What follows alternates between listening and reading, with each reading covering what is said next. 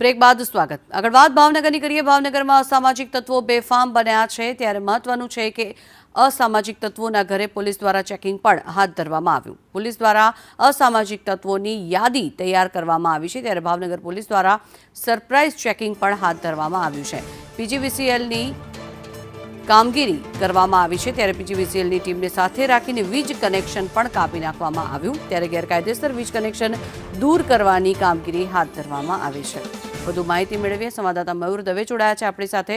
મયુર, કયા કયા વિસ્તારો એવા છે કે જ્યાં આ રીતે ગેરકાયદેસર રીતે વીજ કનેક્શન લેવામાં આવ્યું હતું ને શું કામગીરી હાલ હાથ ધરાઈ છે?